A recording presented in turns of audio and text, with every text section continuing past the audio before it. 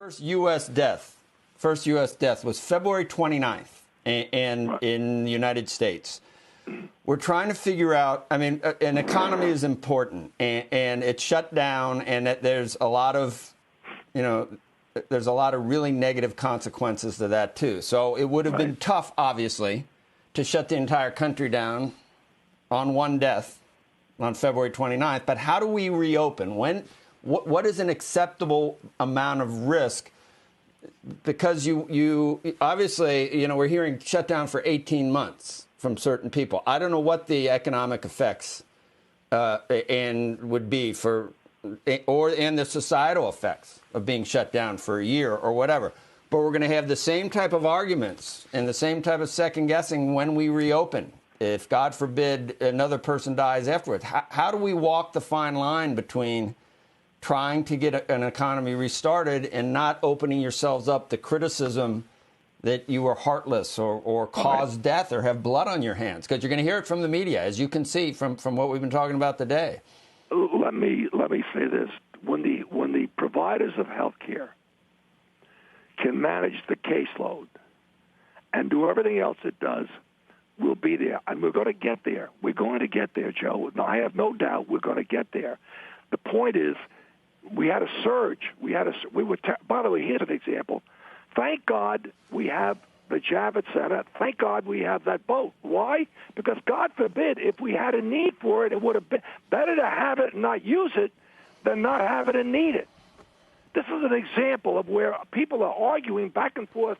They overreacted. They shouldn't have done it. They did. The fact of the matter is, I'm taking the position, God bless it, if we had an overload of people, we had a place to put them, not on the street.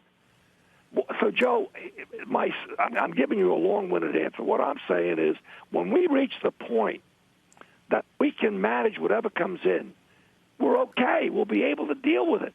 Thank God 99% of the people that get this virus are going to live. Thank God. We're going to get through this. And by the way, we're going to look, my guess, I will give you a guess, and this is a wild guess. My guess is the death toll in America will be less than 50,000. And I pray to God I'm right. This was only 5 days ago. They were talking about 100 to 240,000. I think part of what's happening is happening because of the way we're responding. I have no trouble doing an autopsy on who didn't do what, or when we should have done it. There's going to be plenty of time for that, but not now. Look at these people on your screen. They're showing of what's going on. How about the firemen and the cops getting in front of our place last week with their sirens and their lights, praising and cheering on our workers who were back in that hospital taking care of people? Joe, look, there's a fine balance here. To me, the worst thing would be if it turned loose and we went right back to where we were. That would be tragic. That would be a monumental problem. Right now, I think if we listen to the doctors, if we listen to the science, if we look at the data, I think we're going to be able to ease back in. And, Becky, you asked me a question. My guess is I'm hoping that within 30 days from now, by the middle of May, we'll start to see normalcy returning. Not to the way it was before, because we've got issues. How do we open up restaurants and make sure there's some space between tables? That affects the economics of the restaurant. How much rent you're paying per seat. You're going to have fewer seats.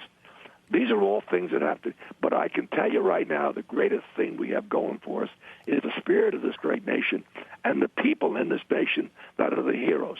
And we can all be a hero if we comply. So, Joe, I'm ducking the question about when and if should we have done this, but yeah, you're right, Joe. We were all at Jack Welch's funeral at St. Pat's. Hell, I was hugging everybody. It's my nature. It was a wonderful event. It was a celebration of a life well led. Look at what Jack accomplished. Look at what he did. I'm glad we were all there because he deserved to go out in that form.